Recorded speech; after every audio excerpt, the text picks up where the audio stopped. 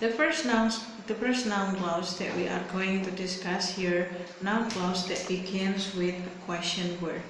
If we talk about question word, kata tanya, berarti WH question kan, berarti ada what, why, how, when, dan lain sebagainya itu.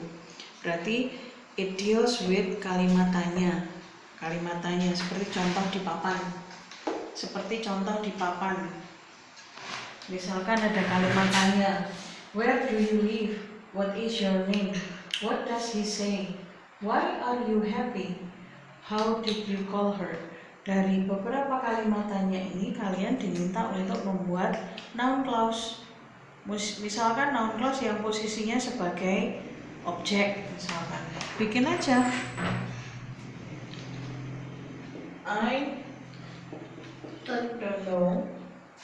Nah, kalimat tanya yang awalnya ini kalimat tanya, kalau dijadikan noun clause, if they are made into noun clause, mereka jadi statement.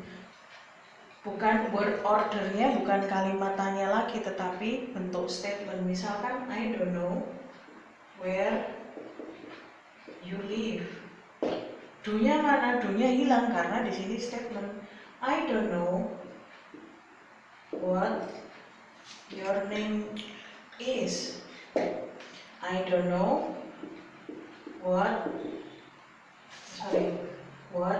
he says. I don't know why you are happy.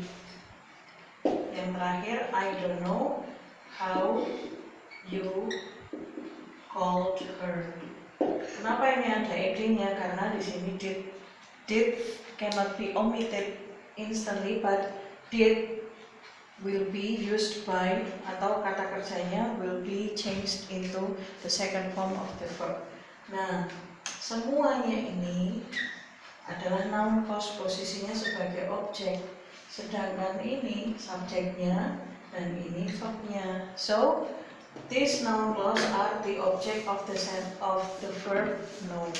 Nah, kalau misalkan dari beberapa kalimat ini ambil salah satu aja, you are going to make this one of the questions here into noun clause and the position as subject. Misalkan,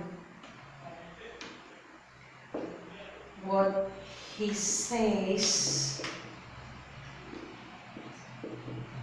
makes me angry. Nah, apa yang dia katakan membuatku marah. What he says is the subject of the sentence, makes is the verb, this one is object, and this one is complement.